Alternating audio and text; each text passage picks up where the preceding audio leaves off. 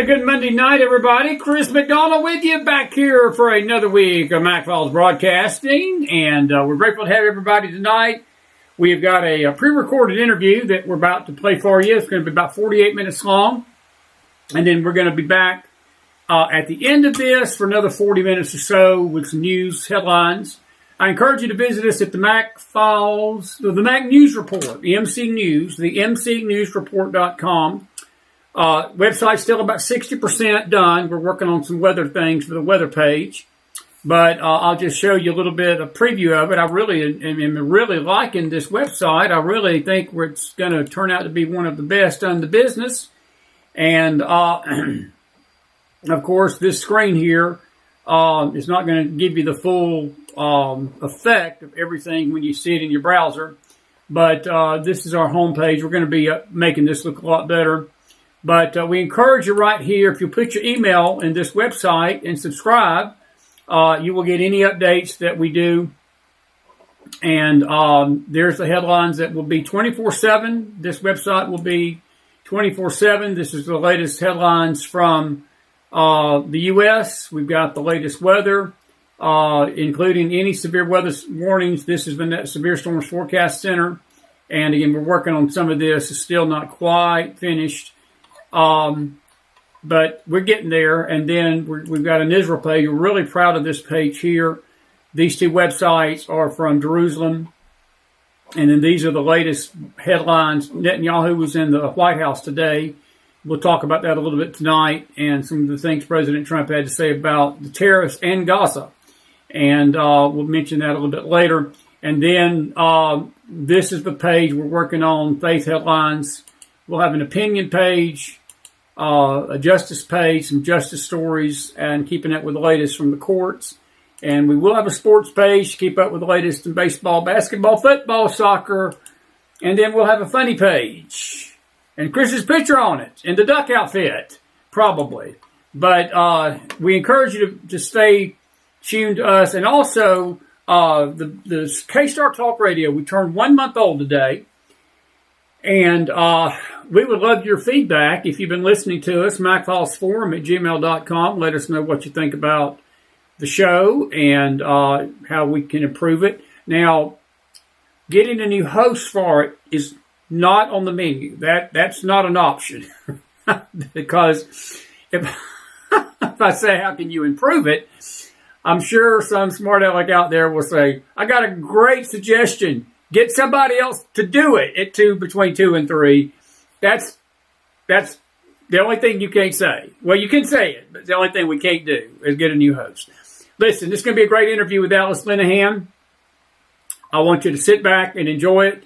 And it's got some good stuff in it tonight. Now, I'm going to tell you right off the bat, Alice is going to say some things that not all of you are going to agree with. And I know you won't, because I know how she feels about Linda McMahon and the Department of Education breakdown. But I want you to hear her out. I agree, in principle, what she's saying. I get it. We have got a crossroads, folks, with our education system. And the reason this interview is so important, many of you have kids that are still in school. Some of them are in public school. I know a lot of you homeschool. But this is going to affect people even in the private school sector, what she's going to talk about tonight, this agenda. And it's very troubling. And she's from Texas. There's a lot of troubling things coming out of Texas. We talked about one of them today on the show, this Muslim city that has showed up. But it's not just Texas. Patterson, New Jersey, their city council just voted to turn Patterson, New Jersey into a Muslim caliphate. Literally, I'm serious. And run it with Sharia law, elements of Sharia law in it. And it's something that while we're worried and focused on a bunch of junk, the jihadists are taking us over from within. And some of it is seeping into the schools. They're trying to teach kids this. But I want you to listen to Alice tonight. She's a dear friend.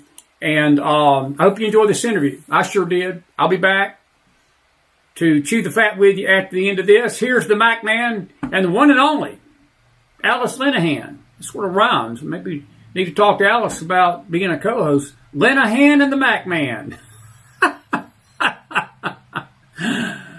She'd never do it. She needs a reputation, not to be seen on the radio with McDonald. She probably needs to do what she's doing. She does better than messing around with this old guy on the radio. She'd be good, though. She's got a lot of good stuff. Listen, I appreciate you being with me tonight.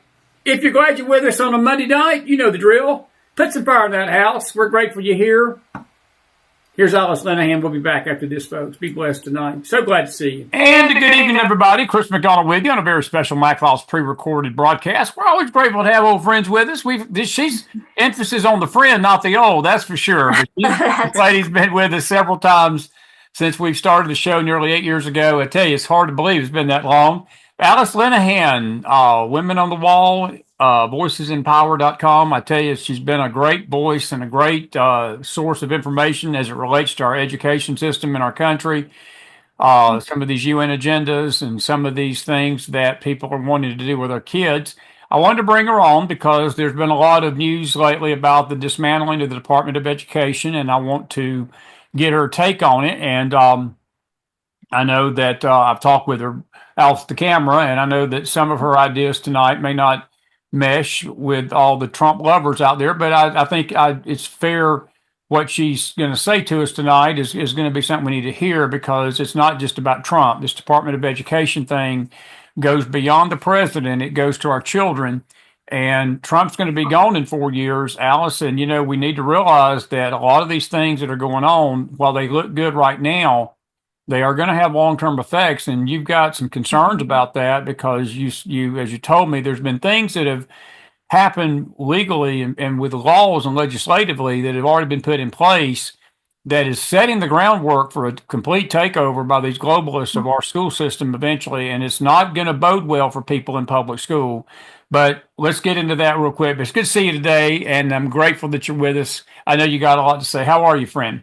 I'm doing well. Thanks for having me back.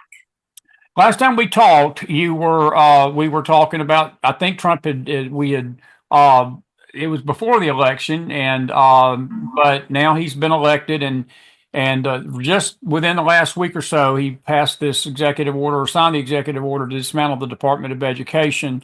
I want you to talk about that, but I also want you to talk about Linda McMahon, because it seems to me that her role will be very short-lived as the head of this department, and I'm just curious what your thoughts are about that, and what you see, what good is coming from the dismantling, but you've got some concerns about it as well.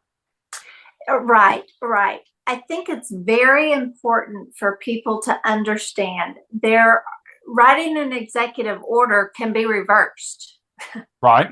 It's not, legislatively, he hasn't done anything. But the legislature at the state level, and then our Congress, and what's gone on at the federal level, there are state and federal laws that have already been passed. And on your show before, we've talked about, going back to 1965, when the Elementary and Secondary Education Act was passed. And the narrative behind that was there was federal dollars coming back to the state to teach economically disadvantaged children how to read. Sounds great. That was in 1965. Economically disadvantaged children can't read now, and now economically advantaged children can't read. So those federal dollars did not accomplish the goal that they were marketed as.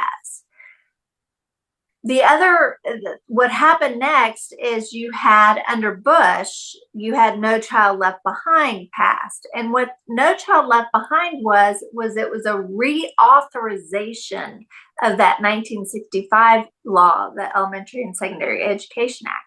What No Child Left Behind did is we can't leave any children behind, so we've got to start testing them. So we were taking federal dollars back to the state to start, and there was mandated testing. At that time, it was illegal to have a national database on students. And so what they did is they set up 50 separate statewide longitudinal database systems. Texas took millions of federal dollars to set up that database system.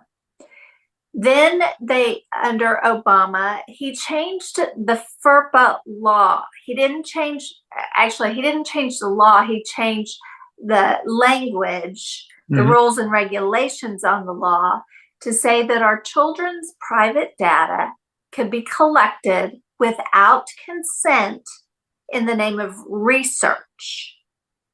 So that opened up the Pandora's box for all these ed tech companies, for Microsoft, Google, all these ed tech companies to now have access to our children's data to create software and to use that data. Now, under Obama, they also passed WIOA. This is very important for what we're talking about today, because with WIOA, it's the Workforce Innovation and Opportunity Act, and it binds education under the Department of Education, Department of Labor, Department of Health and Human Services, and Department of Defense. That's key. So there's federal dollars coming through all of those departments back to each state for education purposes. Under Obama, he also Congress also reauthorized No Child Left Behind and called it the Every Student Succeeds Act. That's already in place. So when federal dollars from any of these departments come back to the state is mandated to what's written into the Every Student Succeeds Act. And what that mandates is college and career readiness, Common Core aligned standards. And that's where did Common Core come from? I know some people have heard that. I've heard that many times. What was the origins of Common Core? It directly aligns to the United Nations Sustainable Development Goals. Okay. Yeah. So, and under President Trump, Betsy DeVos signed a declaration with the UN. Betsy DeVos is a key player in all of this, and you need to understand her role, in my opinion, as a globalist and working directly with the UN. So we have these federal standards that all 50 states have already aligned our state standards. In Texas, it's called the Texas Essential Knowledge and Skills. Those standards have already aligned to the Common Core. And these are standards that are not academic. It's not, reading, writing, math, and history. It's values, beliefs, and behaviors. And we're assessing and collecting data on students' values, beliefs, and behaviors.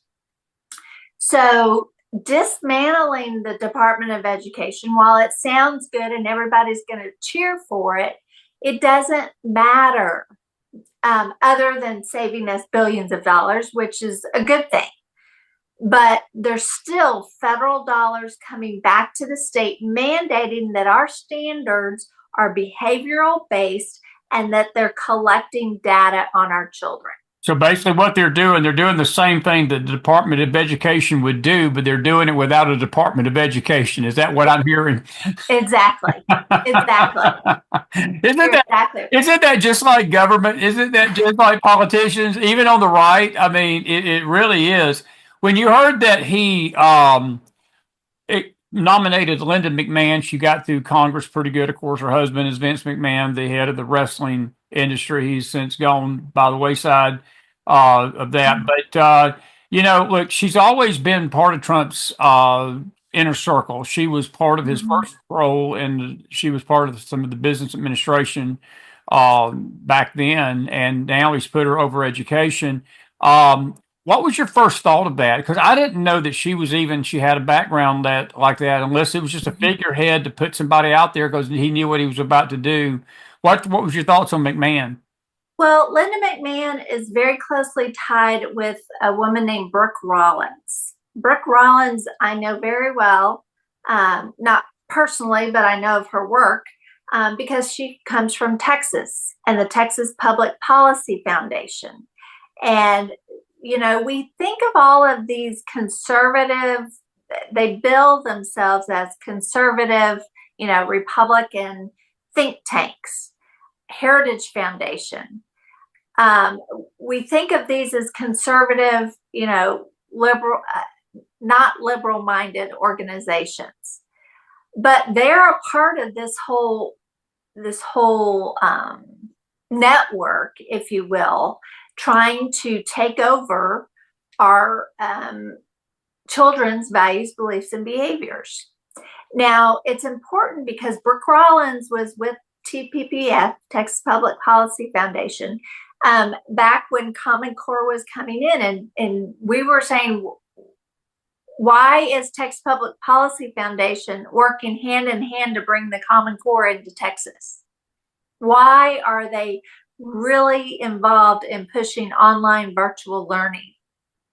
Why are they doing this? And why? And Brooke Rollins in Trump's first administration, she worked closely with him. Now she's in his cabinet. She's over the Department of Agriculture. So it's important to understand that these organizations are part of the globalist agenda. And whether people understand that, and I'm not accusing, Brooke Rollins or Linda McMahon of being globalist. I don't, but they are being used. And we have a lot of 30 and 40 something year old, not Linda McMahon, but the Brooke Rollins of the world. And in Texas, we have Mike Morath, our Commissioner of Education, that they have been groomed as leaders and trained to implement globalist policy, basically. Globalist policy. And so, and then once you get into that leadership position and you own it, it's really hard to step back and say, I was wrong, or, we've got to stop this. And it's interesting because the key issue, and Trump is talking about it, and we are fighting it vehemently here in Texas. I know in Tennessee, it's government regulated school choice. This whole school choice agenda is part of all of this. And Trump is fully on board with pushing this whole government regulated school choice. Why do you think he's doing that? I'm curious, because it would seem to me that when you say school choice and government regulated, isn't that an oxymoron? I mean, that's sort of exactly. That's the biggest oxymoron in the world. In other words, you've got choice, but the government is going to tell you what to choose. Is that basically what this is? Well, the government is going to regulate your choices. Okay.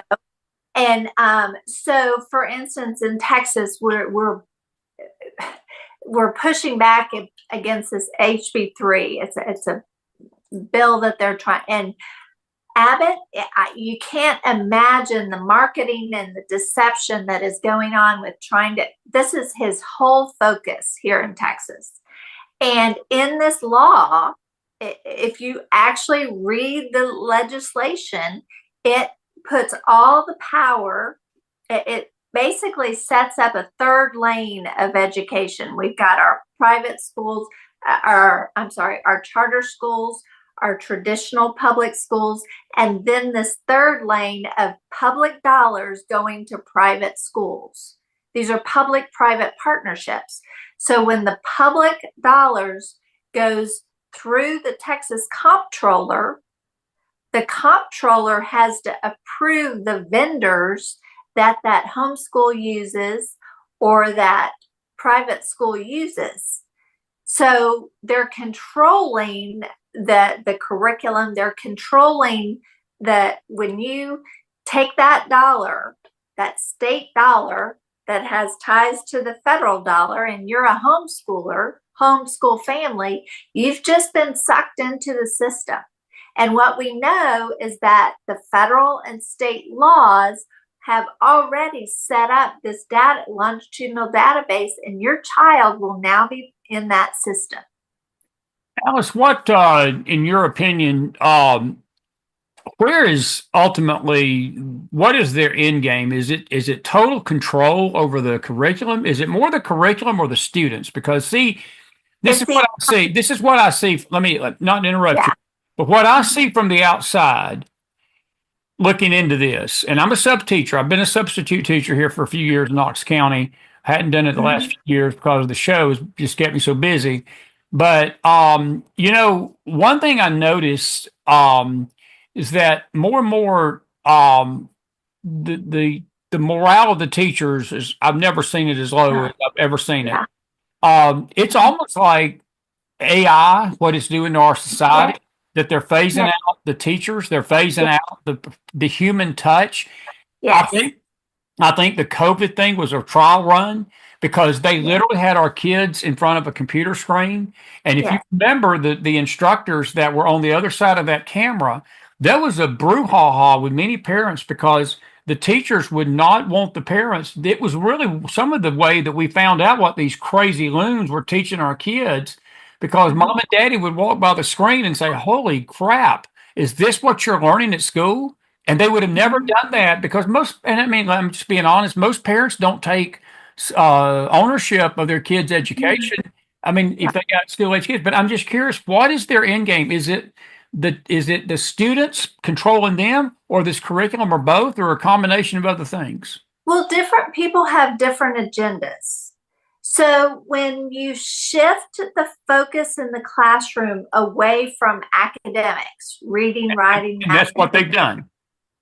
that's already been done, to behavioral based, Right. anyone with an agenda now has access to our children. That's why, since the Common Core came into play, that's why, since online digital learning came into play, the suicide rate in children has skyrocketed. Wow. The fact that our NAEP scores, our children, can't read, they have been systematically dumbed down. They have been confused. That anyone now with an agenda, if a teacher has an agenda, if an administration, I just listened to a video today of a school district in Texas where they have a DEI specialist and talking about how they can get around the state law in Texas where they can't teach DEI, diversity, equity, and inclusion, how they're going to get around it. Get around it. Exactly. Exactly. And so anyone with an agenda, and here's the other thing, even if I agree with the agenda, a lot on the right side, a lot of the funders for this are people who want to impose their faith on our children. And Well, let me interrupt you right there just a second. If yeah. you're saying faith, you ain't talking the Christian faith, are you? Well, no, they say they're Christian. They say, that, but they're not the adults. We can't even agree on which Totally denomination. agree. What Totally agree. we No, I can't see what you're agree. saying. So why would our children in the classroom now be exposed to people who have a Christian religion that is the antithesis of my religion? Or the other side of it is the Islamic extremists now, through school choice and what we're seeing in other states, and it's coming in Texas if we pass school choice, but it's already here through the charter schools, is you have Islamic, where basically they come into a community, start their schools, and they're teaching Islam and radicalizing, grooming students. And this is different from Muslim. This is Islamic extremists. Yeah. And let me ask you a question, and not to interrupt you. I keep saying that, but I've got these thoughts, and if I don't ask him, I'll forget him. Do you think this is either directly or indirectly related to what we're seeing on our college campuses with these anti-Semitic protests? Because are we not producing anti-Semites in our classroom through this agenda? 100%. 100%. Anyone with an agenda now has access through social emotional learning. And so we've opened the door, and it's been, unfortunately, at the hands of Republicans who want to destroy our traditional public schools. They want to dismantle local control so they can bring in, probably in it, honestly, what school was about with the Bible, when schools first started opening. But that's not where we are today. No, it's not. So to dismantle a system, one of our largest groups of elected officials is our locally elected school boards. We are a democratic, we're not a democracy. We're a republic. We are a republic.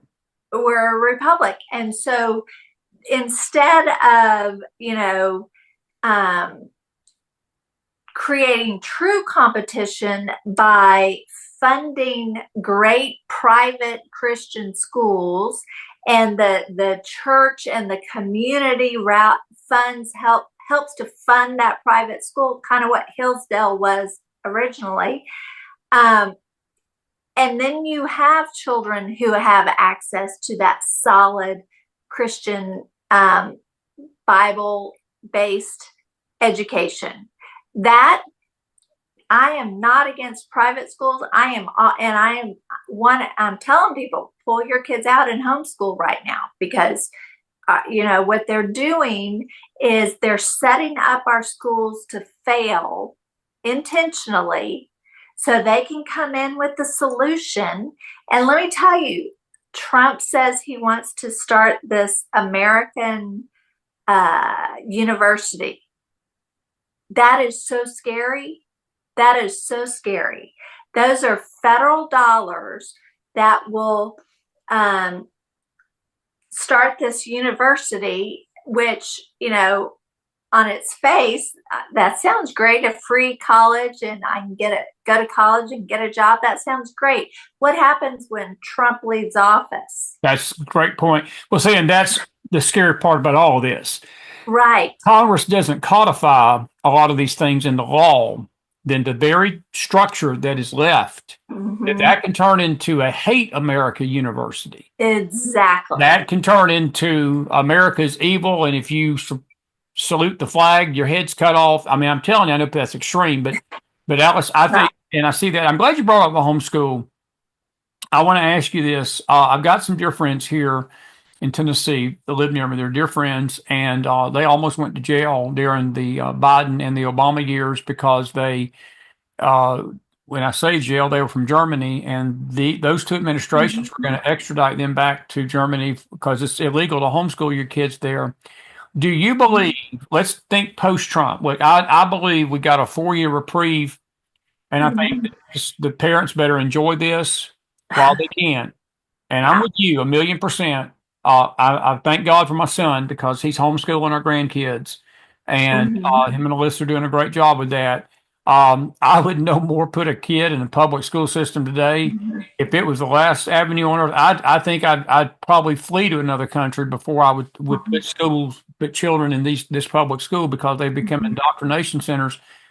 Do you see an explosion of the homeschooling agenda now, or what do you see in the future for homeschools? And do you think the government at some point, if it goes the wrong way, this is why elections matter, do you think they're going to try to eradicate the homeschool? 100%. And government regulated school choice is the access point to our homeschools and to our private schools to regulate them. In Texas, our homeschools are considered private schools. Wow. Yeah. So, we've got to fight for the right. Actually, not fight for the right. We already have the right. We do. That it is a God-given right. We've got to fight to stop the government from thinking they give us our rights. Let me ask you this. I know that this is going to be like a dumb question, but this is Chris McDonald, the Mac Files. Chris is Chris McDonald of the Mac Files asking dumb questions. Where does the law come down on even work? I know kids are required to go to school. Is this a constitutional matter or is it a local law matter? I've always wondered about that. Is there anywhere in the Constitution that says you have to educate your kids, you have to send your kids to school, or where does that bureaucracy start? Because I cannot remember seeing anything in the Constitution. No. Look, and I'm not saying that to promote somebody out there not taking your kid to school. You don't want your kid illiterate. You don't want your kid ignorant. Right. But the mandate to go to school comes from the school boards, correct? No, from the the state. It's from the state. And so, and like in Texas, we have a state constitutional role that the state must provide a free and quality academic school education for all children with disabilities, all children. And so that's where I think, these people that want to collapse our traditional public school do a constitutional amendment, but they won't do that. They won't do that. And so they're doing an end run to collapse the system.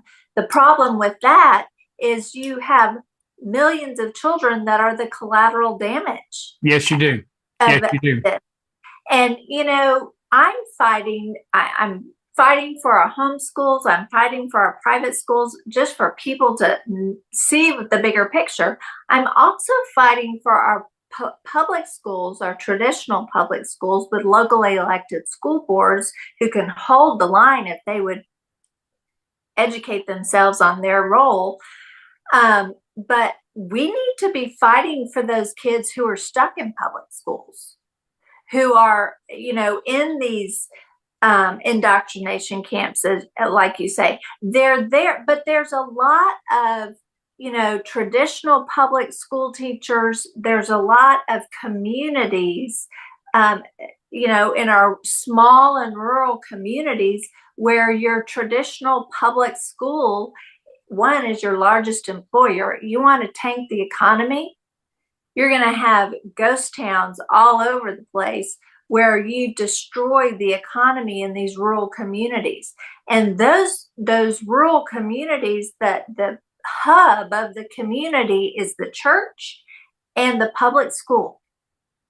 And so those people are fighting for their traditional public schools, and I'm fighting right along with them. Yeah. Because, sure. have all these other laws. In Texas, we've got HB2, HB3 is a school choice law, HB4, HB6, HB7. All of those laws give all this power to our unelected commissioner of education, who he is one of those groomed people who has transformed our traditional public school. He's been in office in his position since 2016. Our public schools have gone so down. But what has he done? He's brought in all the online digital learning, all the social emotional learning, and we have Republicans who love this man. We have Democrats who love this man. And we stood last week at I stood at a press conference with a Democrat mother. This woman, Gina Hinojosa, she's on the Public Education Committee. She's a state representative, and she's trying to put forth a bill to call for a full audit of the Texas Education Agency. Yeah. If we're going to doge the DOE, we should doze the TEA, and in all 50 states, you need to be calling for audits. This was a mother, a Democrat mother, who I stood hand in hand with as a Republican mother, because we care about those kids in public schools. It's sinister as I'm sitting here thinking more and more about this. So you've got a state that dictates to you that you have to put your kid in public school.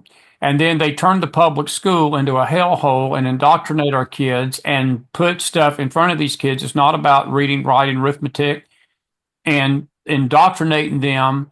Who protects the kids? Is it where we got about 10 minutes, but when you get down to protecting the kids, I know you've got an organization, empowervalues.com and Women on the Wall that make us aware of this stuff, but is the courts ultimately going to have to set this in order? The legislative bodies? Who is going to be? Not the legislature. Where's it going to come from? The legislature, when you look at the bills that they're trying to pass and who's writing them, that's what you have to look at, not what, certain legislators, they're not writing the bills. These bills are coming out of these think tanks like TPPF, Wow. American. Wow. So at the federal level, they're not, you'll see the same bills in Tennessee, in, North Carolina, the same language in bill after bill. That's when I know that legislator is not writing that bill to solve that issue. That the legislatures are what caused this problem. It's not the schools. It's not the woke teachers. They're the symptom. They're the symptom. Yeah. It's the legislature at the federal and the state level. And so to depend on them to write more laws to fix the problem is ridiculous. We need to stop writing all these laws, except for the Doge law, calling for a sunset, a full outside audit of where all this money is going. Bill, in Texas, last legislative session, we passed a bill to fund a state-owned curriculum management system to the tune of $2.44 billion. $2.44 billion. Oh, but your school, because it's a online digital open education resource program, OER came directly out of the UN. We've spent all this money, but if your school district doesn't want to use it, they don't have to.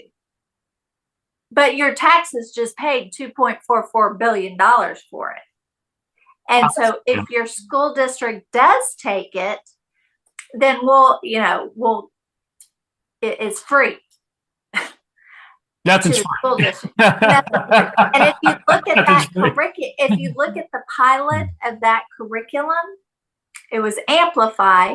It included pornography. It included all the woke, the DEI, and these are Republicans that are passing this. And so we cannot, you asked, who's going to protect the children? We're not going to elect someone to save us or to protect our children. We've got to do it ourselves. Yes, We've got to do it at the local level. We've got to push back at the local level against these laws, against don't take the money. If you can homeschool, I urge you to homeschool and fight to do that, and find other parents. Our number one job as a parent is to protect our own children. And then we must protect the children in our community.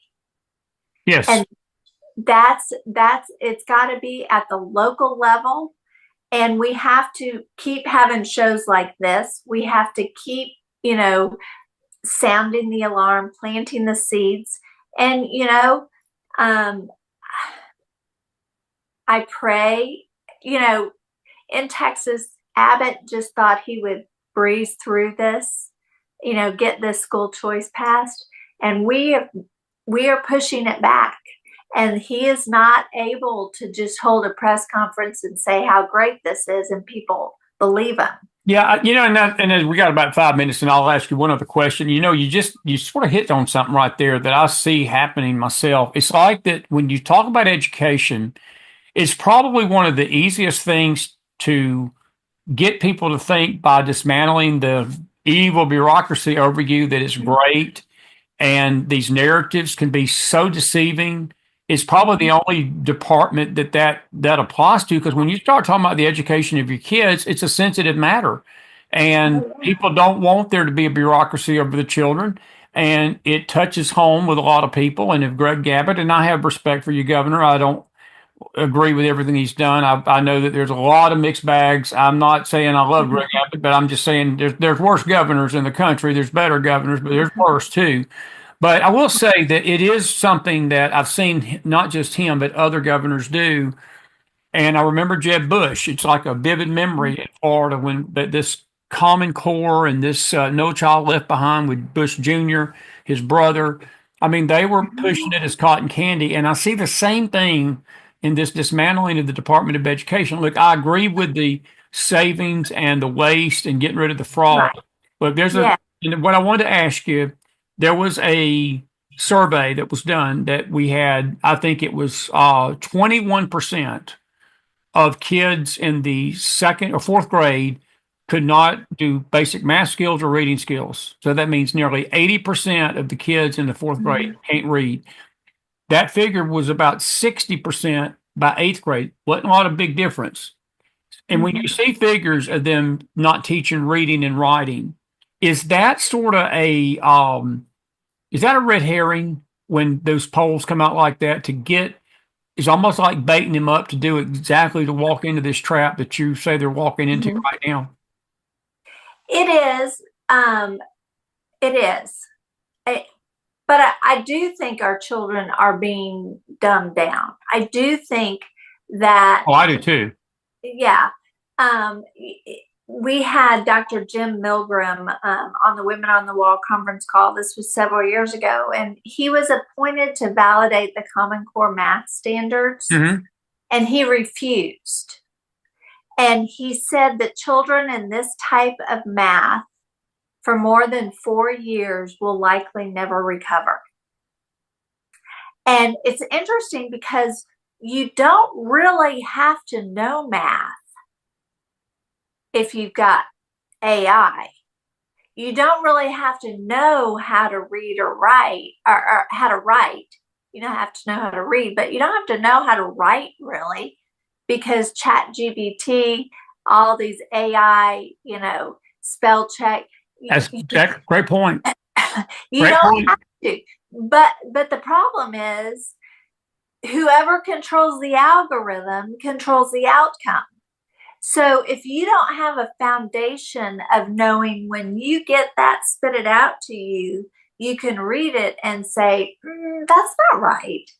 That's interesting. That is so powerful and so interesting. A couple of general questions real quick before we go. What is your you see these college campus protests, Alice? It's disgusting to watch these kids go on our taxpayer dime. These people on these green cards, these kids that come over to the country and basically are instilling insurrection. This is true insurrection, what's going on our campuses. What happened on J6 wasn't insurrection, but what's going on our campuses is truly an insurrection of these kids and instigating riots. Are you okay with President Trump kicking these kids out? I know a lot of people are squeamish about it. I think that it should have been done a long time ago. I agree. We can't tolerate, the intolerable. No, we can't. It's very interesting too with school choice. And if you look at these laws, school choice money can go to illegal alien children. So we've opened up the door, and we now have to fund. So you've got illegals coming in. You've got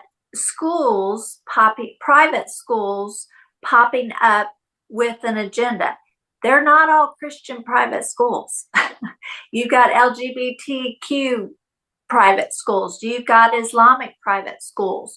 So when you see these protests on campuses, what we are doing now is we are allowing for these children to come in, or these young 20-year-olds that may pose as K through 12, get into the schools and groom.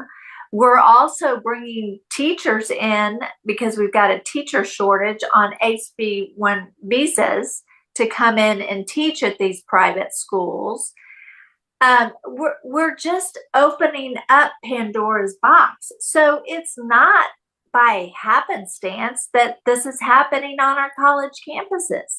These kids have been groomed not just by those woke teachers, but they have been systematically targeted. I think school choice and what we are doing, it's a national security issue. It's not just about indoctrinating our kids. It is a national security issue. And if we don't see it as that, and we just go along, oh, our kids these schools are woke and no, we need to if we're going to have public schools, we need to have accountability for those public dollars. We need to know what those private schools are teaching if we're going to give public money to it. I don't want my tax dollars going to an LGBTQ private school. I don't want my tax dollars going to an Islamic school. But that's what will happen if we open up government regulated school choice. It's already happening in other states that are opening up the doors. So we need to really talk about this and not be so enamored with an elected official, whether it's Trump or at our state level, to think, oh, we elected a conservative Republican. No, they have been groomed, if you will. When we look at these Republicans in Texas who are supporting this, school choice agenda, people I worked to get elected, Ted Cruz, he came to Texas to do a press conference for school choice. That's scary. That's very scary. And I don't, as a mom, as a taxpayer, I can't be quiet. I'm not going to say, oh, he's a Republican, that's okay. No, it's not okay. It's not okay. And if we don't start calling out, people that we helped get elected, not calling out as a person, but calling out as a policy, calling out what they're doing, calling out the laws, actually read the laws. Well, I think what we can take away from this tonight is that when you hear the term school choice, because you hear that quite a bit, it's not something that we need to applaud, because it's really part of a more sinister effort to the government is going to tell you what to choose. It ain't really choice. It's not freedom. There's a difference in school freedom and school choice. What Alice is trying to tell us tonight is that the government is basically setting things up that even though you may think you've got a choice, you don't have a choice. And I think that's why they're starving the teachers out. Alice, look, these stories of these teachers. I saw a figure the other day. The average teacher in America makes between $40,000 and $60,000 a year. That is a criminal amount of money. When you've got ball athletes that basically, there is.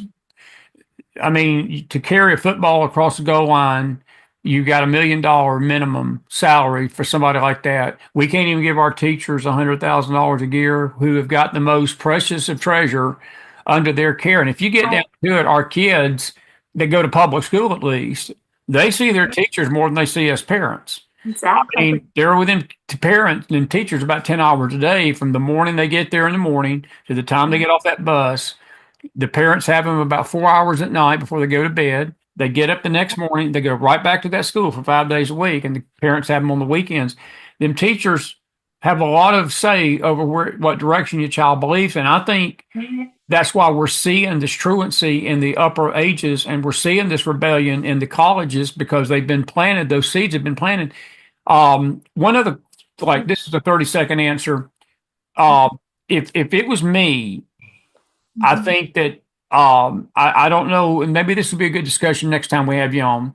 I'd like to ask you about this, the teachers that are indoctrinating these kids. I know that they may not be the problem, but I do believe that there needs to be consequences if you're a teacher and you are not teaching the fundamental skills of learning and you turn your class into a political arena or a woke arena, and you try to influence a child outside its values that they're being taught at home, I think there should be penalties for it. And I think that to me, it's a criminal offense myself. I just me. Yeah. What's your thoughts on that, real quick? Well, I think you're onto something, but I think we need to, like all these issues, not just put a Band-Aid on it and get rid of, one teacher here, one teacher there. I agree. No, I agree. We need to look at the professional development of the teacher. That's so true. We need to look at the programs that the teachers are mandated to implement through social and emotional learning. A good solid, veteran teacher who knows how to teach math, they do social emotional learning instinctively because they love that kid and they want that kid to learn, addition, subtraction, multiplication. When you have professional development for teachers that brings in a program by Castle that the goal of the social emotional learning is to create activists, that's a whole different. So we need to look at not just individual teachers, but look at the professional development of teachers. Beautifully said. Beautifully said. And I think this whole interview has been great. I mean, I think you pretty much framed it for us, what we're facing. And look, I have to admit, when I first heard that Trump was dismantling the DOE, I was probably one of those saying, yay, yay. And then I talked to you the day it happened. I remember sending you that text. And when you busted my bubble, you're like, don't be rejoicing, McDonald. It's not that big. It's not as good as you think. And I've listened to you tonight. And I see where you're coming from, and I get it. We need to be very leery because I think, again, the framework that Trump is setting up is good. There's good things in it, but if it's in the wrong hands, it can turn into a nightmare. And the same, and it's like we jokingly said, there's nothing free. And I don't care whether the dollars are coming from a department or whether they're coming from the federal government. They're still going. Somebody's going to be accountable for that money, and they're going to have to be. You know how it is. If you get something from the government, they're going to come looking for something, and and our kids are being in the crossfire. Alice Linahan, everybody, tell everybody real quick your websites, and it's so good to have you. Good to see you as always. And thank you. You can find me at Voices Empower, Voices EMPOWER.com. I've also gotten into the whole Substack. So I've been writing on Substack as well, and it's Texas Mom, or TX Mom on Substack. And just find me or Women on the Wall. Okay. But voicesempower.com is the best place. You're on Facebook, Alice Linahan. People can reach out to you there. Now, that's her personal Facebook page. But just if you have any questions, I'm sure Alice will answer them. Now, if you ask her, what was you thinking coming on the Mac Files? She's not going to answer that question because she loves the Mac Files. When the Mac I do. I wouldn't be on if I didn't. We're grateful. I had to throw that in. Yeah. Listen, but appreciate you, and I really mean this. I've seen the emergence of voices like you and people like you over the last 5 to 6 years. We've been doing this show that's on the front lines, and I consider you a frontline warrior for this country. You're on the front lines of education. I look at Eric Karen and Brad Johnson. They're on the front lines of the Intel. We have a lady we just had on our show, January, Little John. She's fighting hard. They did something god awful to her daughter in school, and she's fighting to keep this transgender ideology out of the school system.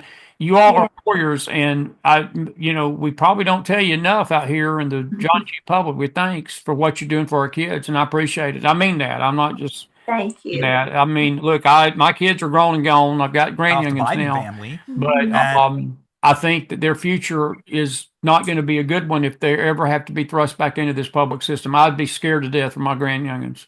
Scared to death for them already in this society, but I would be petrified if they had to sit under these teachers that's out there today. I just would. But that's right. Alice Linahan, everybody. Listen, I will be back, folks. I'll be right back with a final thought. Alice, thank you so much for being with me today. Thank you so much.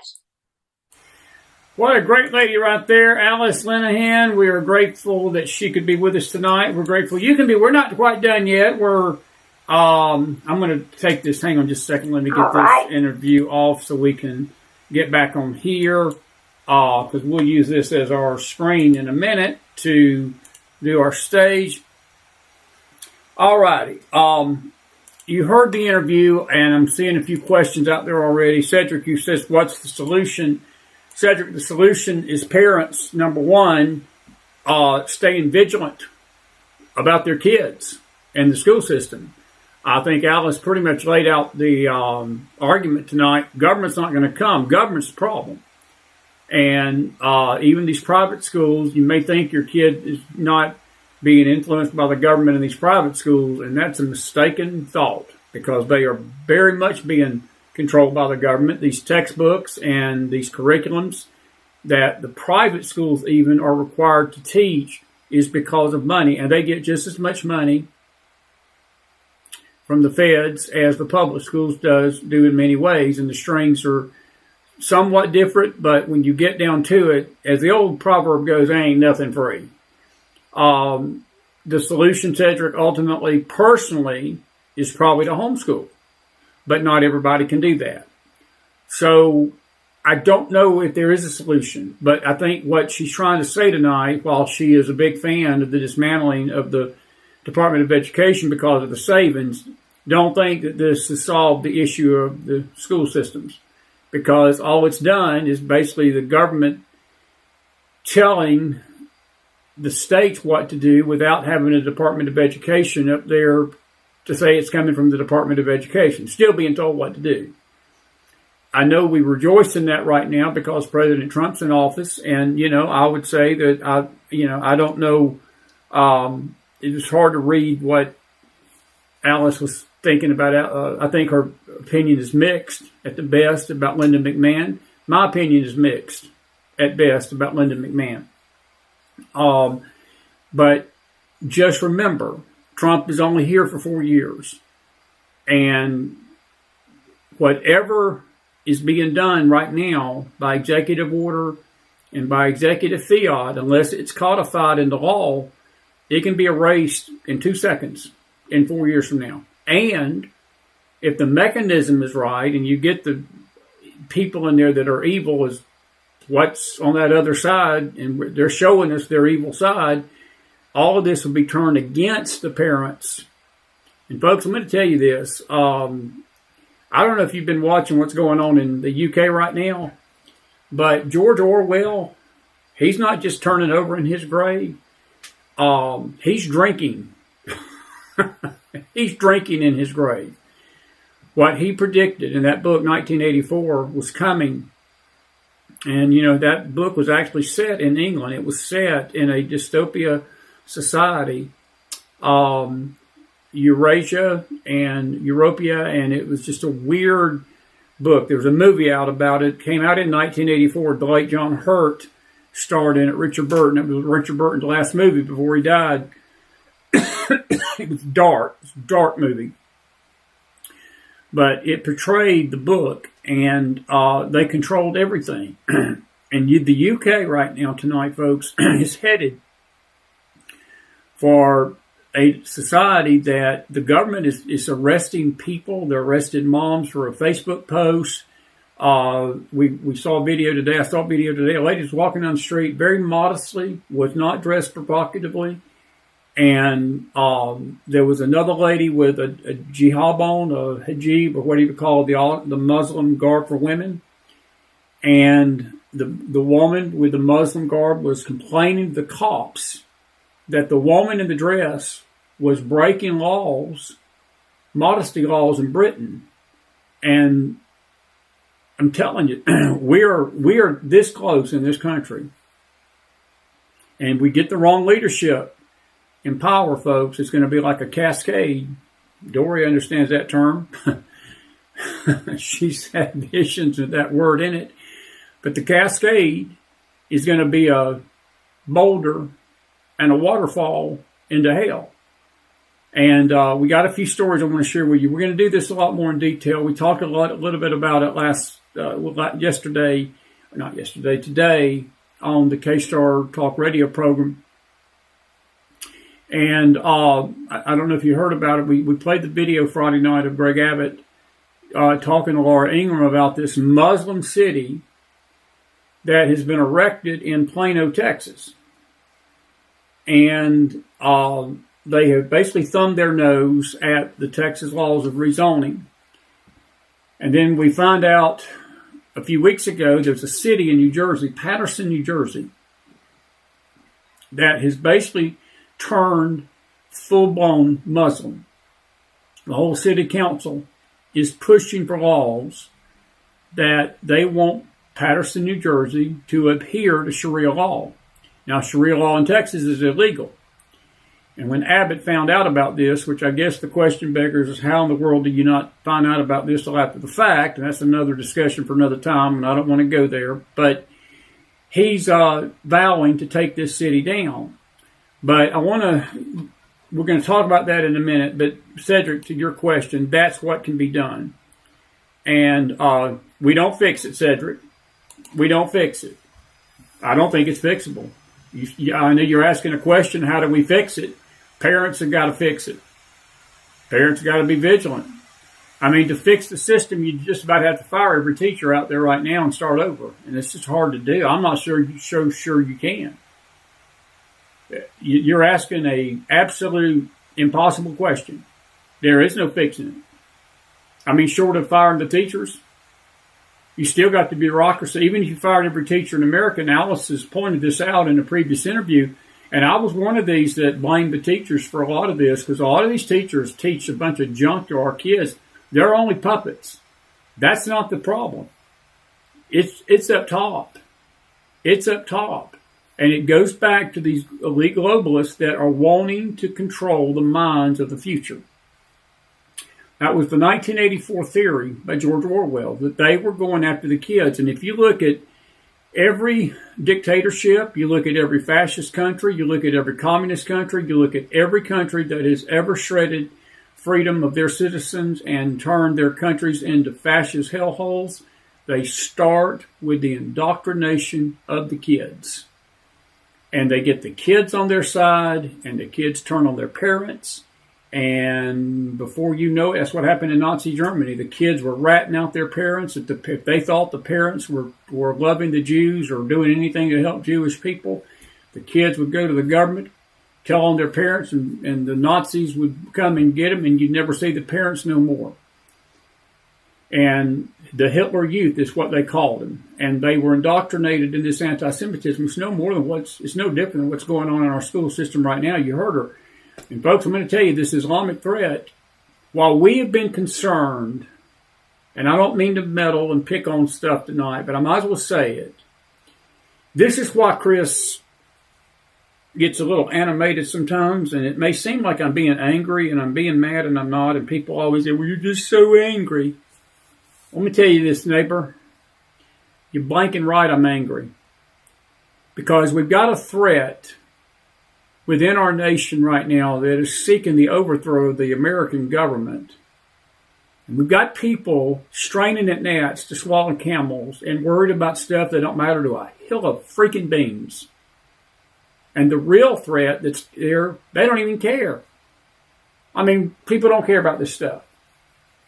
People probably thought Alice Linahan's interview was boring tonight. And we're going to wind up waking up one morning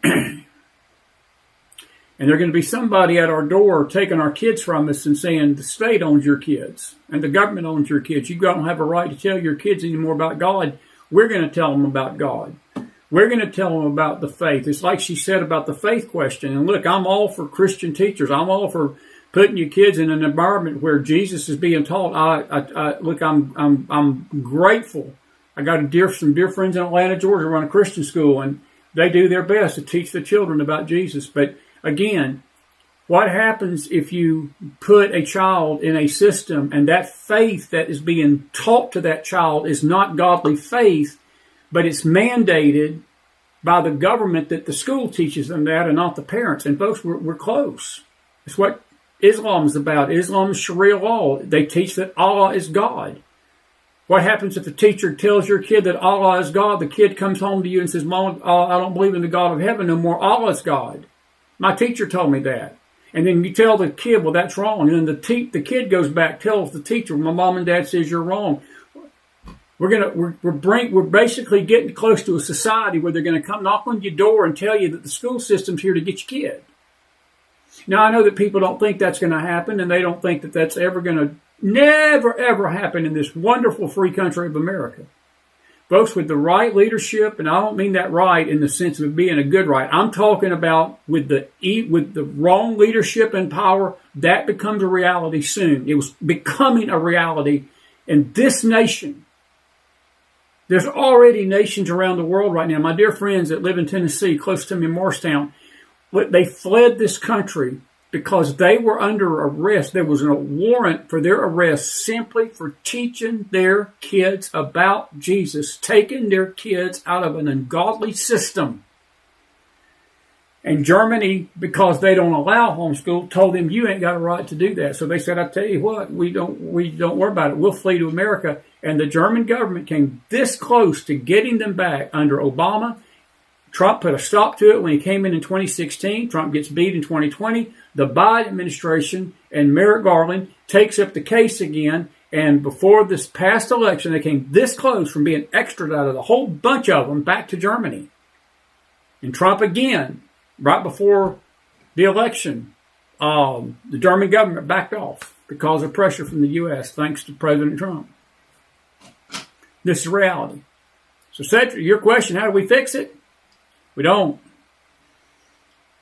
We make sure our kids are not indoctrinated by it. But I think one thing we need to do is the American public had better wake up. We Christians had better wake up and stop straining at gnats over piddly-ante stuff that don't matter to a hill of beans. And because we've got a threat, folks. We got a threat that's coming into this nation. Let me tell you how messed up our nation is tonight. We're going to be talking about this tomorrow on the radio show. I saw this in One American News. Do you realize that there was a survey out this week and 55%, I want you to look at this, folks. I could not believe this article.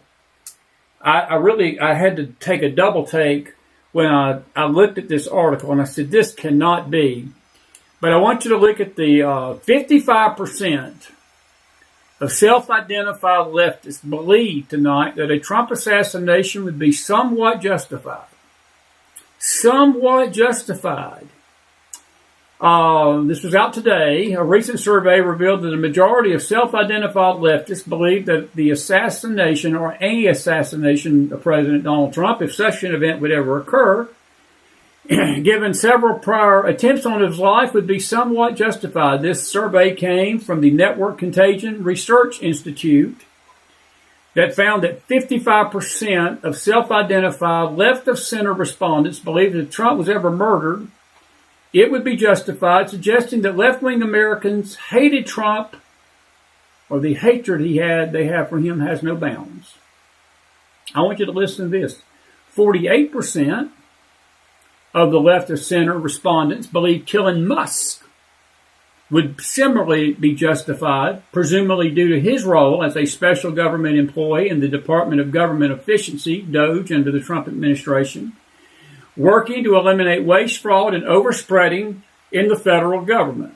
What was formerly too taboo culturally has now become acceptable, said Joel Finkelstein, the author of the report. We are seeing a clear shift. The glorification, increased attempts, and changing norms all converging in what we define, as he calls it, an assassination culture.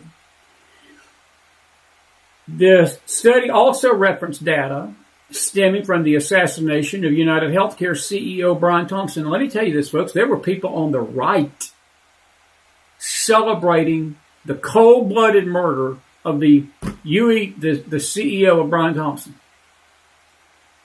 There were people on the right of center that was even not that too unhappy that he got gunned down by this Luigi Mangione, who, by the way, should get the freaking death penalty. People upset at Pam Bondi about going for the death penalty. Why are you upset with Pam Bondi? Why can't you be upset with the murderer? Again, straining at gnats to swallow camels. We got a society, folks, that's teetering on anarchy, lawlessness, and utter abysmal destruction. Because this is the mindset that's out there. But they believe that The 26-year-old Luigi Mangione last December announced at the start of April that she was directing prosecutors to seek the death penalty. Following Thompson's death, Mangione was lauded as a hero and a martyr by a slew of leftists and liberals, and I hate to say a few moderate conservatives that don't have a brain online. They praised the 26-year-old targeting the healthcare system and killing an individual that was viewed as emblematic of one of its most egregious offenders. Let me tell you this, folks. Do you realize that if the left gets away with this, if this kid gets away with this, then they're doing this to Musk. Musk is their target right now. He's the great evil ogre. Trump is the figure, the emblem of all their hate. Mangione's the emblem of all their hate. Next time it could be me, could be you, could be any of us. That becomes the focus of their hate. And with the social internet, somebody could take a program we do one Monday night or Tuesday night or something I say, put a clip of it up there and say, well, McDonald's pushing hate speech against Islamics. McDonald's pushing hate against this group or that group. It could circulate all over the internet. Thank God I ain't that popular. But it could happen to any of us, folks, anybody of us on the internet like this, on these podcasts. The squatting incidents, we're trying to get a guy on from our dear buddy Dan Globack. It's been my fault. We're trying to get him on scheduling, but got swatted here not too long ago. He's got a big show out in Texas, and there's been 15 conservatives that have been targeted. I've been targeted, but it was not recent. Mine was back about 5 years ago, 6 years ago now. And I know that if they could find where I'm at, they probably would try it again. That's why I'm very careful. I even get scared sometimes even saying the state I'm in and the city I'm in because it's nuts. They know no bounds as to what they will do. This is the society that we're dealing with.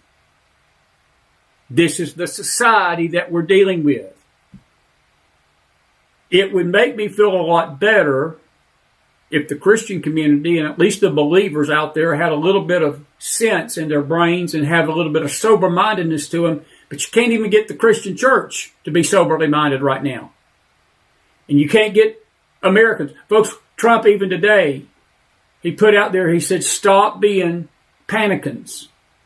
Part of the reason the markets are jittering, part of the reasons Wall Street's going crazy since Friday, scared to death, scared that what Trump's doing with these tariffs is going to crash the economy. You know why they're scared? Because they listen to a bunch of nuts on MSNBC and a bunch of insane nuts on X and Facebook and Twitter. And they're scared to death. So they pull their money out of the market and the market just goes crazy. You realize we had 50 nations today, 50 called Trump up in surrender, basically. Israel, Netanyahu was here. He said, Mr. President, we're going to not only fix the tariff situation, we're going to fix the trade deficit with you. Japan. The list could go on. Taiwan this afternoon. India. I got the picture right here. And I'm going to get back to this story. I got the picture right here. These are the nations that, where is that picture at? I just had it. Just had it in front of me. Please. There we go, right there. All of these nations right here. Right there. Some of the bigger ones. India, Argentina, Zimbabwe, Switzerland, Taiwan, Japan, Vietnam, and Israel. Just in the last 24 hours says no tariffs on U.S. goods. There's other nations that have called the White House and says, we want to talk. We want to talk. But to listen to the media and listen to the Twitter nuts out there and the Facebook nuts and the YouTube nuts and all these other nuts out there, the sky was falling and America was about to go under the Atlantic Ocean because Trump raised some tariffs on some countries that were screwing us over like dogs.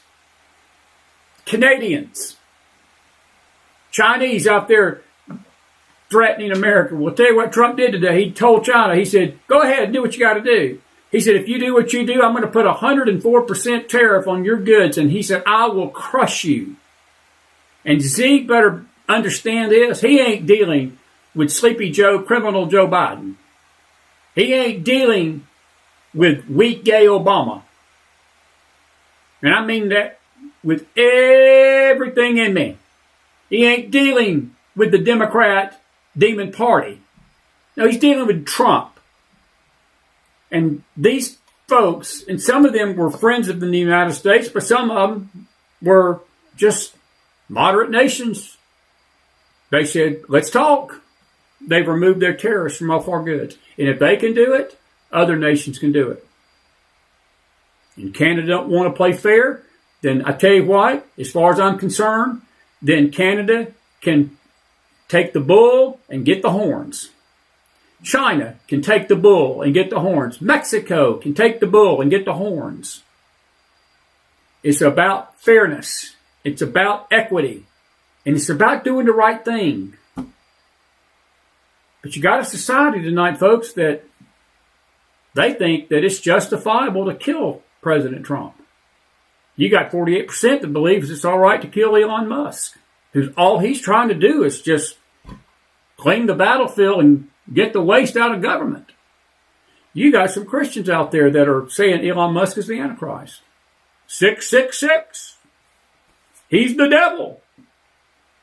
You got Christians saying that Trump's the devil. That's why I'm saying I wish the Christian community, if they were a little bit more soberly minded, I probably wouldn't have to be so wired up about this. But when people that supposedly are so spiritual that you can't touch them with a 10-foot pole think like they do and have a fog over them in their head that's so demonic you can't even see straight, that sort of bothers me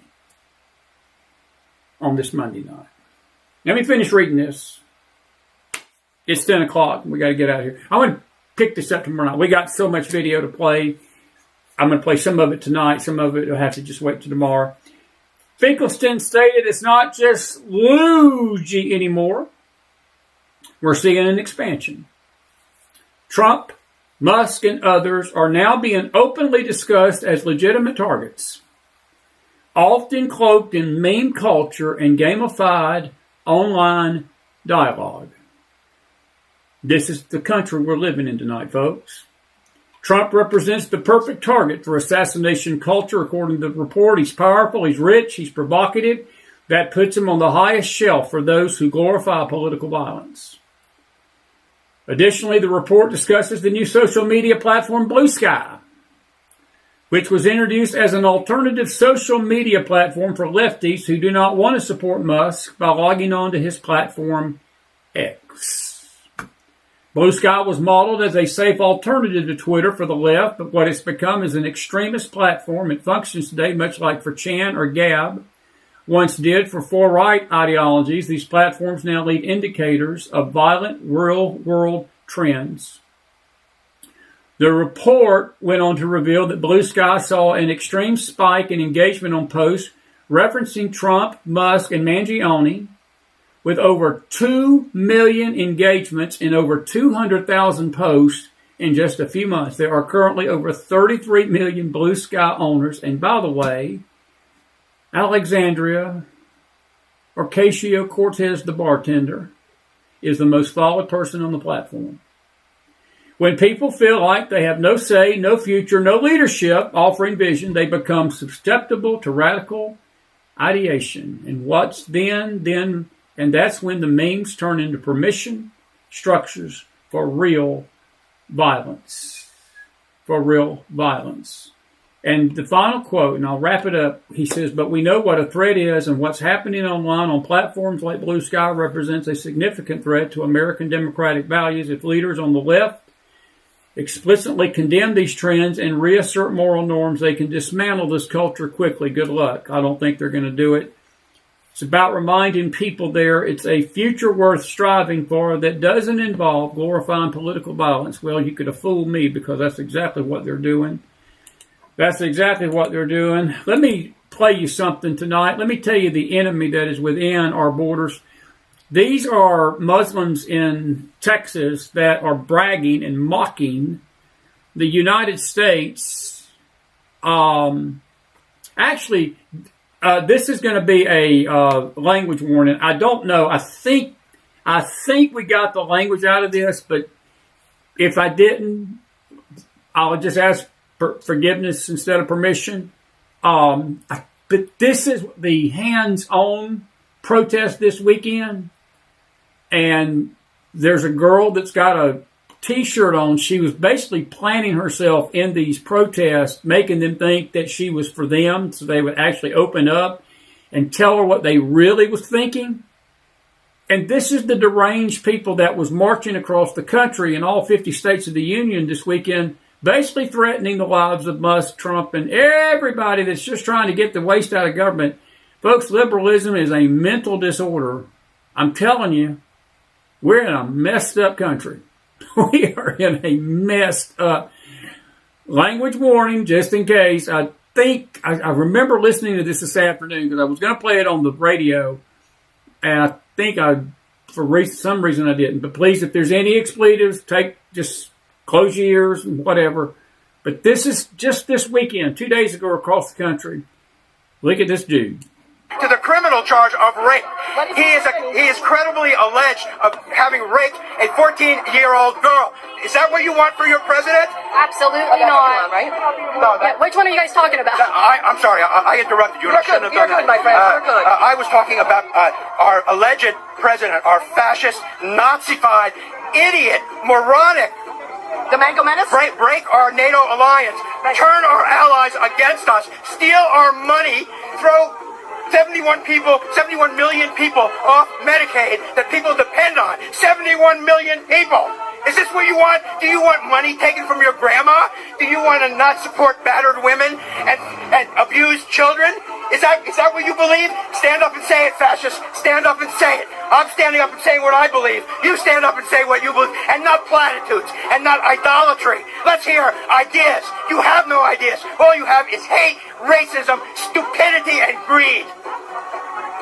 A round of applause for that right there. He has been waiting a while for that. Yeah, that was great. What do you think about the vandalism that's going on at Tesla dealerships around the country? And we're not the TV, so you can say whatever you want. You know, I'm still for no violence unless we're pushed. I mean, they want us to do violence so they can declare martial law. So that's why I'm against the violence. They are police officers? Okay. Do you want my name? What are you guys out here protesting today? What's the number one thing to be anti-Elon for?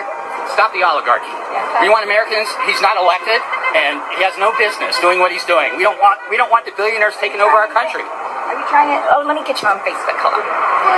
Yeah, we're stopping the oligarchy. That's what it's all about. But did you feel that way? They pit American against American so that they can pick our pockets. Did you feel that way when Kamala Harris actually got more donations from more billionaires than Trump did? I felt like I had a buffer, at least with the Democrats. Now we have no buffer. Okay, so at least we were fooled with Kamala in there that we're going to be on a slow bleed, and now we're on to take it right. I'm living on Social Security, and for the first time...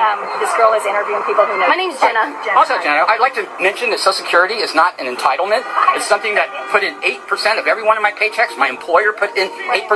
They did not give me a retirement account because they said you have a government retirement. Evidently. Okay. Look how serious they are. Yeah, that's why I didn't make money. Wow. Who are they here for anyway? It's like someone hired them because they're routinely attacked at events or something. Yeah, if I was Tesla, I would hire security. I don't blame them. I've had companies in the past where things happen. I hire security. Yeah, or perhaps just a little girl who films YouTube videos that gets attacked at these types of events. So, would you publicly denounce? And what brings you out here today? What doesn't? It ain't the kids either, folks. The adults are just as nutty and insane, and if you'll at least allow me this, stupid. Stupid. Roll the tape.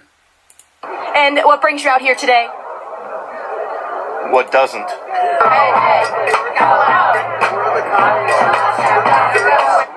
Can you explain a little bit for our viewers what this means? Go ahead. Raise your hand up. Cactocracy. Government by the least suitable or competent citizens of a state. Seems to fit, doesn't it? This guy wouldn't know what fit and what didn't. They don't even know what the word is, but they're carrying a sign around like, well, we're here to end the catastocracy. And he had to read it off the pad that they was given to him. And by the way, This right here tells you what was behind these stupid protests this weekend, folks. These people didn't even know who was sponsoring them. So what like makes Trump a fascist? Winner of a kid.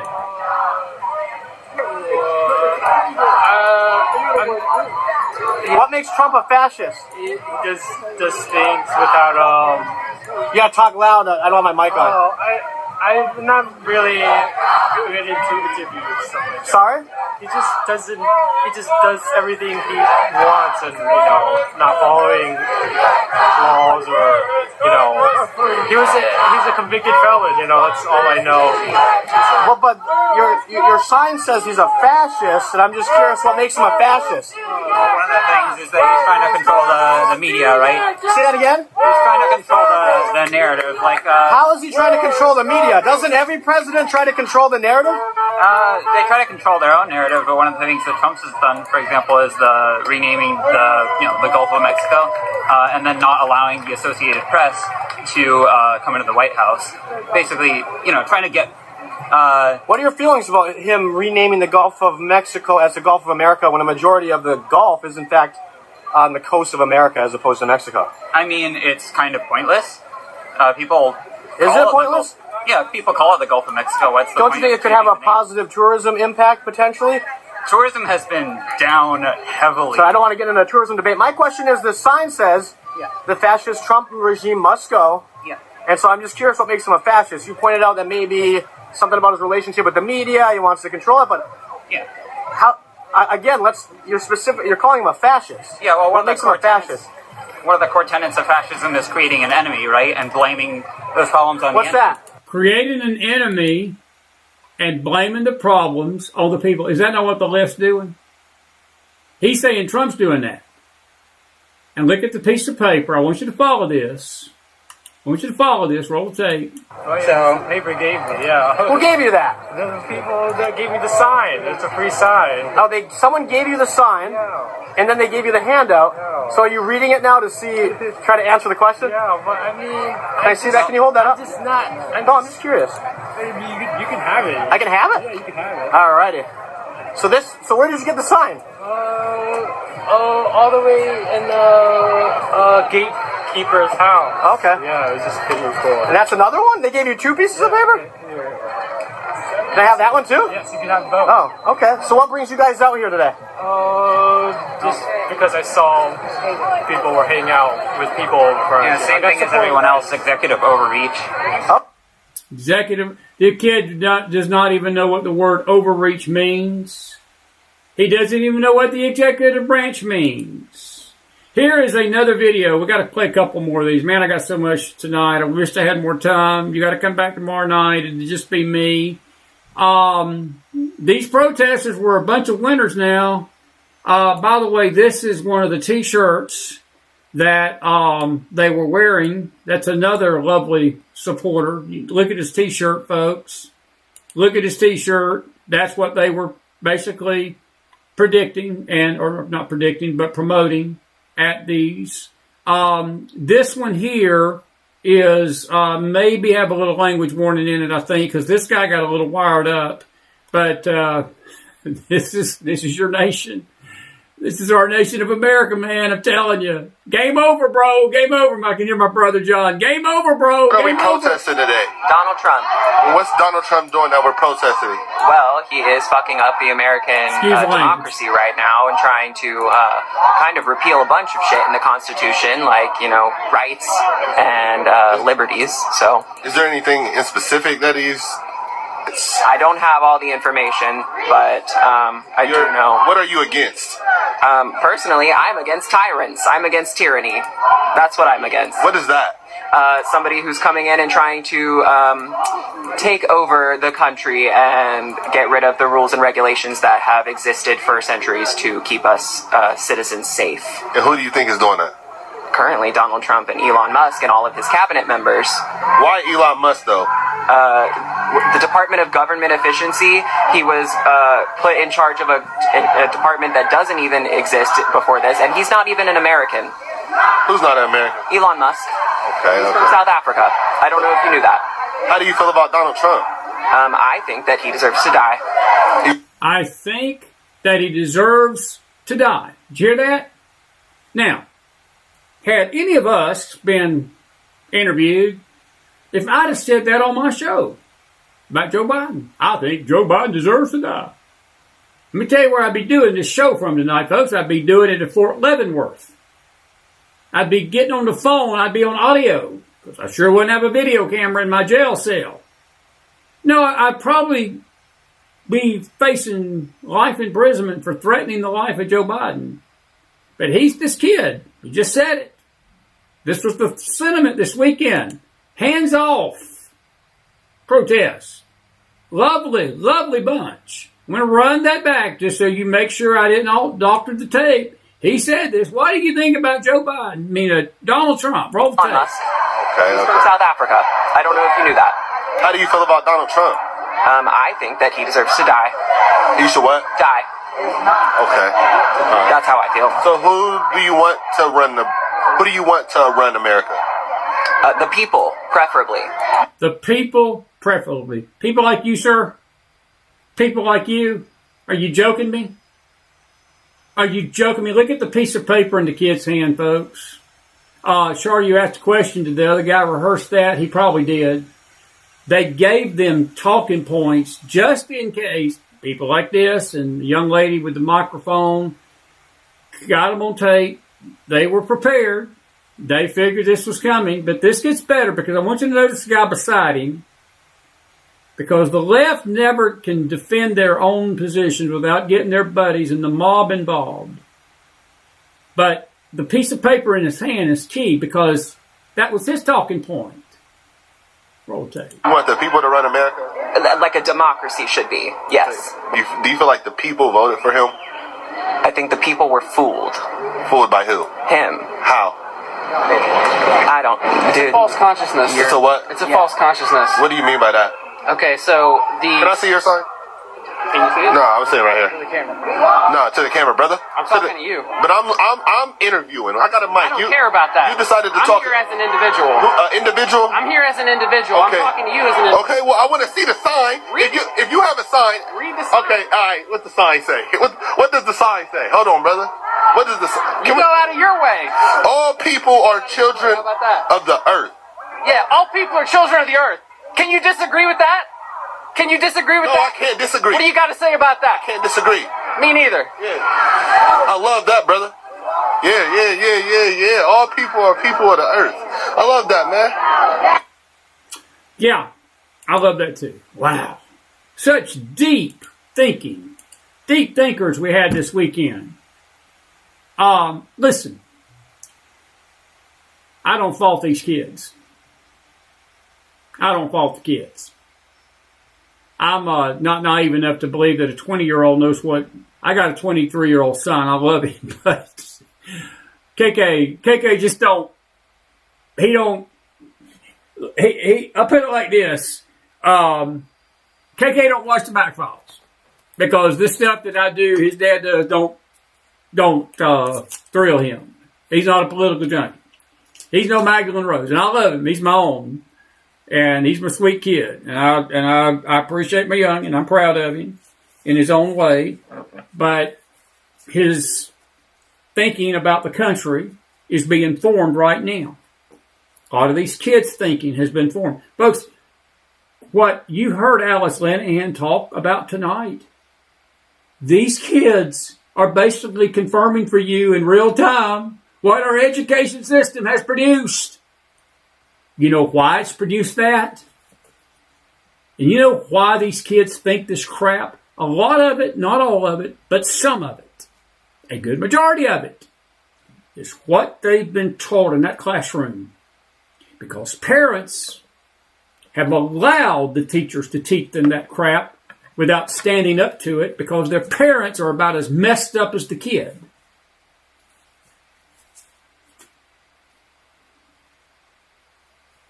I don't blame the kids. I don't blame the kids. I pray for those youngins. I pray that their mind gets straightened out. I don't know if it will or not. I guess that remains to be seen. What I do have angst about is the bureaucracy over them and the indoctrination over them and what's being done to infiltrate their minds with this stuff. And it's not good. Man, I wish I had more time tonight. Oh, I wish I had more time tonight. I do have to play you one thing. This is really creepy stuff. This is one of the buses. I know a lot of you are asking, were these people bussed in? Well, they were. But I want you to listen to this bus. This is a bus going from Atlanta to D.C. on Saturday. And listen carefully to what they're saying on the bus. Watch this. Never be defeated. The people united will never be defeated. The people united will never be defeated. The people united will never be defeated. Free, free Palestine. Free, free Palestine. Long live Palestine. From the river to the sea. Palestine will be free. Palestine will be free. Now, I'm going to whet your appetite so you'll come back and be with me tomorrow night. I'm just going to play this. I'm not going to give it to you in context. Not yet. By the way, this is one other video about this weekend. This is an older gentleman. Actually, he was an observer of what was going on. Roll the tape. I'm concerned about the cuts to veteran care, to Social Security. I worked in Eastern Europe and was told to come home after the president put a 90-day hold on all foreign aid and assistance a couple of months ago. So he was there for the veterans cuts. Still. No idea what he's talking about. They're not cutting veterans, folks. They're cutting the waste out of the Veterans Affairs Department. I want you to listen to this very carefully, what I'm about to play for you. By the way, before I do this is how you treat a foreign dignitary from Israel. This is called respect. This is why I love President Trump. And I respect Bibi Netanyahu. Watch the tape. That is a short clip, but that's respect. That's respect. Not that he ever got that from Joe Biden. I can tell you he didn't get that from Joe Biden. These are Muslims talking among themselves in Texas about this Islamic Caliphate city that they are looking to build. I'll just read you this and then I'll let you hear what they're saying. Marina Medvin posted this. Muslims discussing the epic city in Texas. We played the video Friday night that Greg Abbott was talking to Laura Ingraham about. They're discussing the epic city in Texas where they're building a Sharia city with streets named after Islamic conquerors, and 75% of the association fees will go to the mosque. They brag about using Americans to get what they want, calling us John Smith. Texas already has more than a dozen open investigations into this Sharia town, including criminal investigations. Greg Abbott says Sharia law is illegal. He's personally dedicated to fighting this project's abuse of his state law. And if you'll give me 1 second, I will show you just how unreal this is. But it's real. Roll the tape. 179-acre land. So like you said, brother, masjid, homes, a total Muslim village. So we're still debating on the name, but it's going to be something Muslim name and a village attached to it, right? The names of the streets, Khalid ibn al-Walid, Tariq bin Ziyad, like all the great conquerors. Like people need to Google those conquerors and know like what are we made of. Yeah, like Google Khalid ibn al-Walid. Google Tariq bin Ziyad, you know?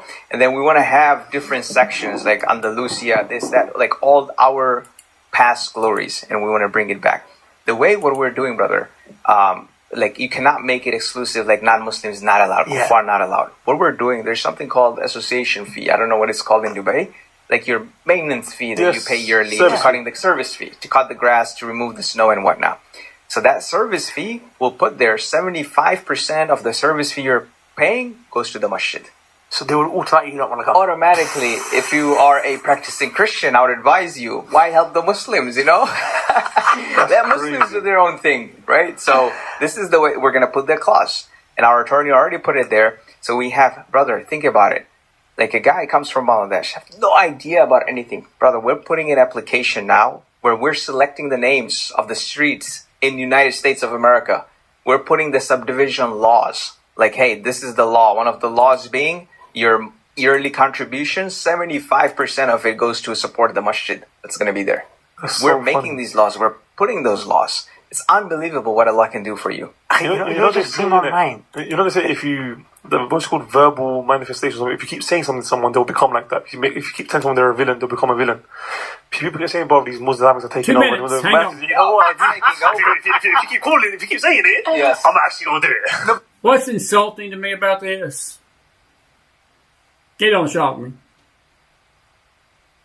I've been warning about this for 8 years, that this was what was going on in our border. And other people have been warning for longer than me that this threat was building. They're mocking us. See the laughter? They're laughing about it. Do you think they care what Greg Abbott tells them? Do you think they care that it's against the law in Texas? Texas has outlawed Sharia law in it. They don't care. They're plotting to do exactly what they're doing, and they're laughing about it. Roll tape. You know what's mad is what you just said, bro. Actually, I think it was mind-blowing. You said a guy from Bangladesh comes over to the USA, starts naming streets after Islamic conquerors. I cannot sometimes even believe it. And I suggested those names, or other people saying, why these? Yeah. Can we have like... Comes over to the USA, starts naming streets after Islamic conquerors. I cannot sometimes even believe it. And I suggested those names, or other people saying, why these? Yeah. Can we have like normal... ask Allah, Allah, give success to this project. Allah, protect this project and give it success. And there's no riba involved. No riba, brother. No harm. So, we 6.8 million, we raised in 40 minutes. Oh, now, I'm like, okay, this is happening, this happened, right? And this is another thing, people fear too much, brother. Now you have raised it, now I have great attorneys. Now we're going to use the kuffar when their telling comes in, right? We have the great attorneys. So I hired everyone that the township knows. So they have dealt with it. This is their boy, their attorney. He's telling his jihadist buddies how they took over this epic city, how they built this epic city. He's telling them. He's bragging about it. They're bragging in open air about it. They don't care. They're mocking us, folks. And Laura, your comment is square on. They're making us look foolish.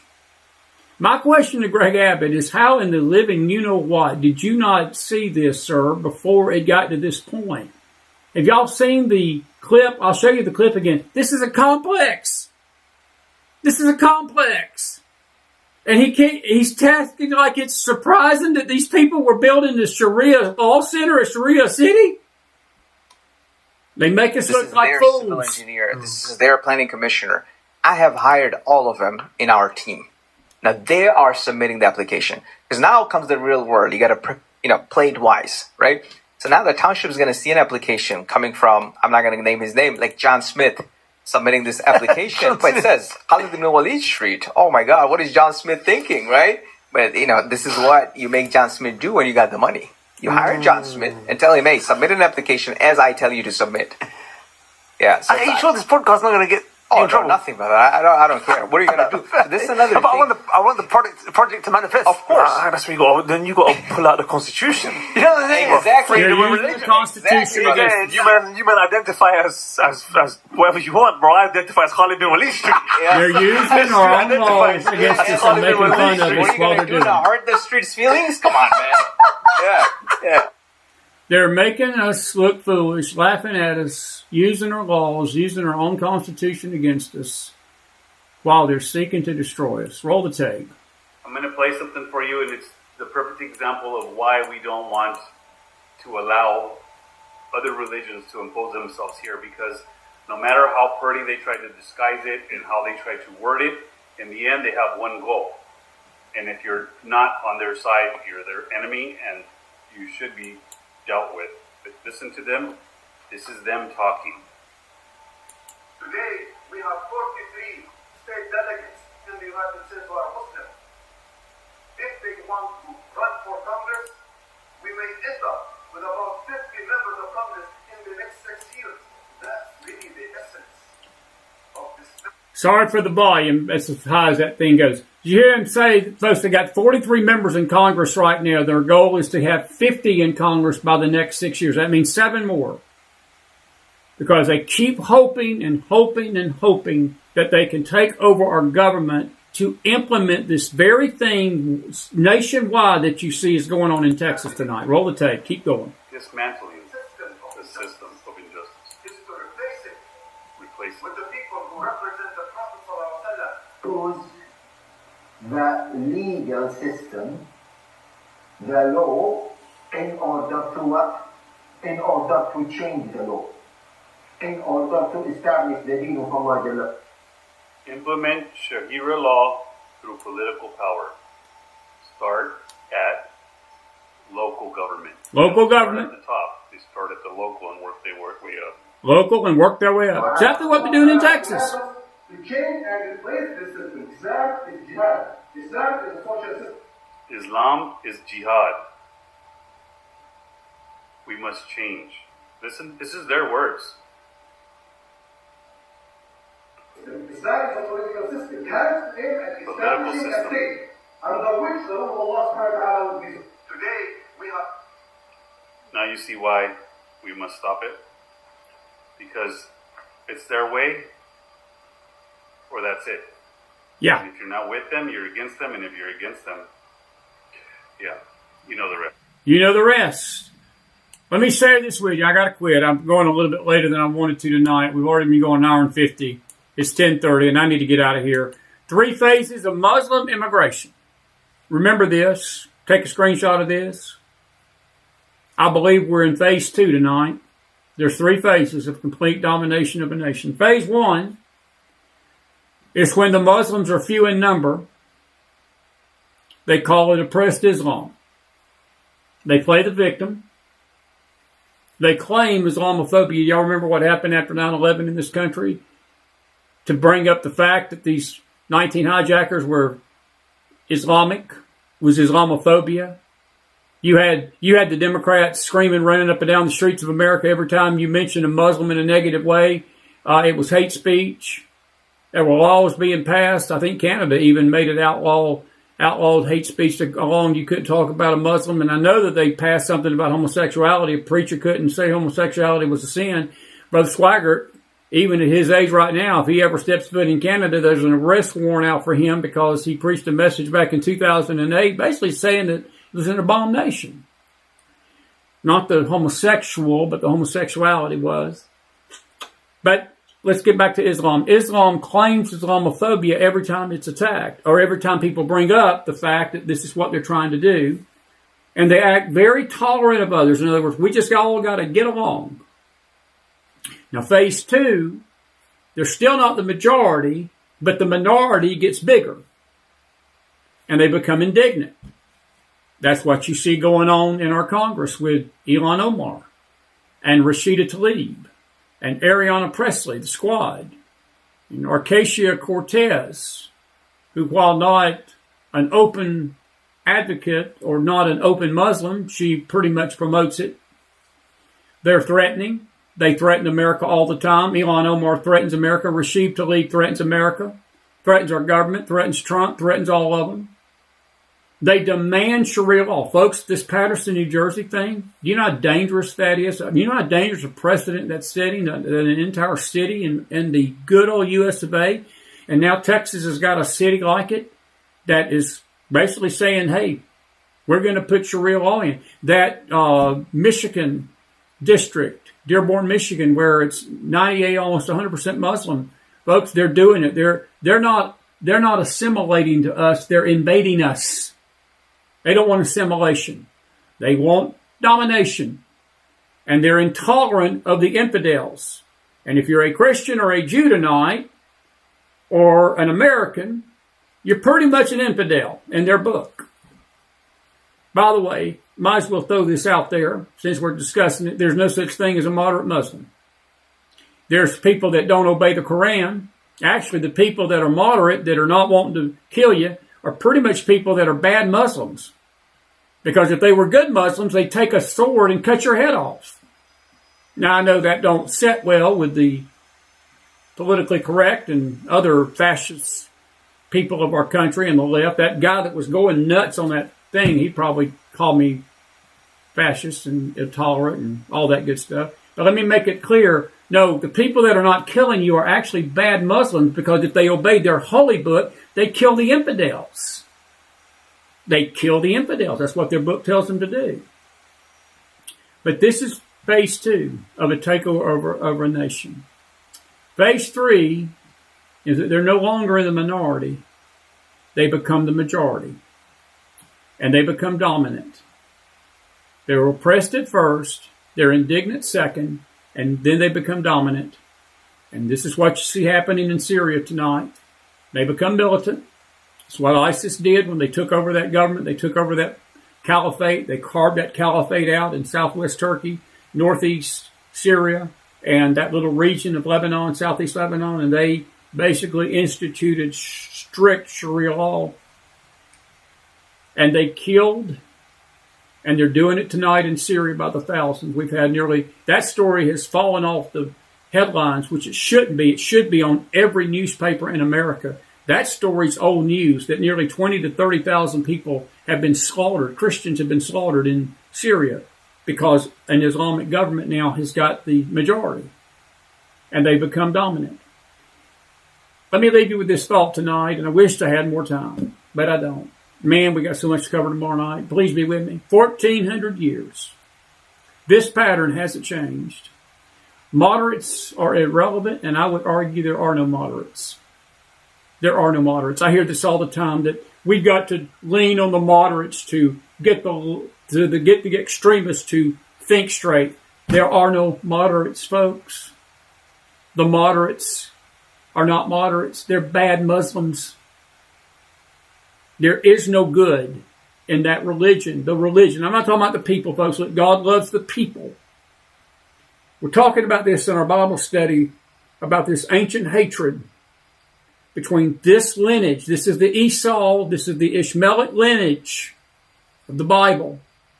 It's been at war with the seed of Isaac and the seed of Jacob, which is Israel, for nearly 4,000 years, neighbor. And since 1,400 years ago, in 600 AD, when Muhammad founded this ungodly religion called Islam, and it was the hatred of all the past rolled up into this religion. It's never been good since. And I will tell you this, it's not going to change anytime in the near future. But I say this to the American public tonight. I'm not here to discriminate against Muslims. I'm not here to even badmouth Muslims. But I will tell you, the religion and what they want to do to this country is turn us into an Islamic caliphate. And they're getting a good foothold in doing it. And we had better wake up to that. And we had better understand that it is happening in a city and a town near you.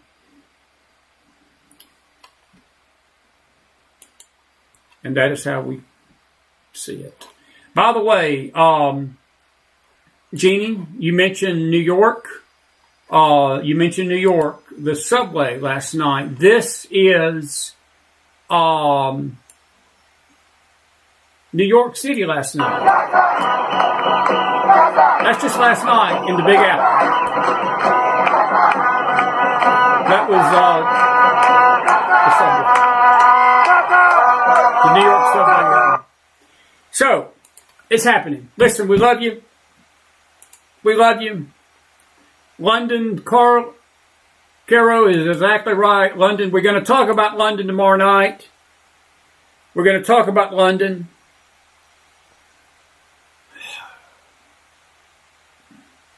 Sure, why won't Abbott do something? He is doing something. He's trying to.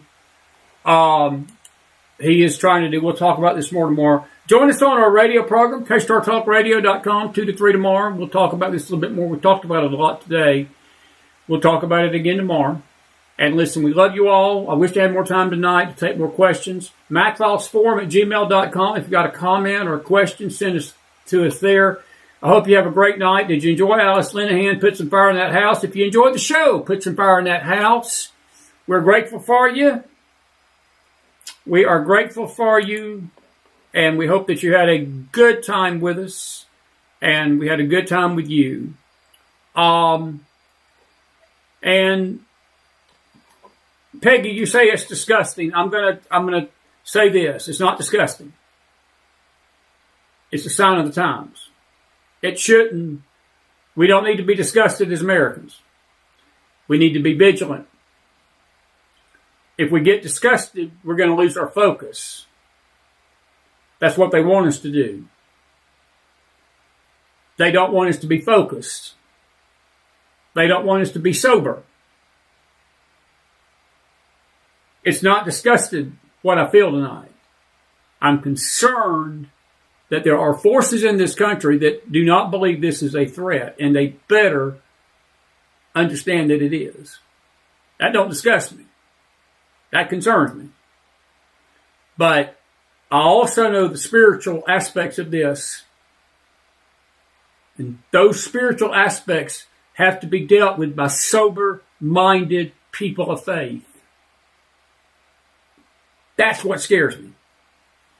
Because we don't have people that claim they're spiritual that are acting too soberly minded.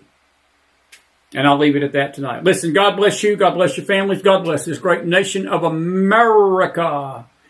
Have a good night, everybody. Hope you enjoyed a Monday Night McFiles. Thought it was a pretty good show. Good way to get the week started off. We got a lot more to talk about. Oh, we got a lot more to talk about tomorrow night. It'd just be me. If you can handle that, I think you can. Have a good night, everybody. Thank you, Alice Linahan. Great interview tonight. May the Lord bless you all. Have a good night, everybody. See ya.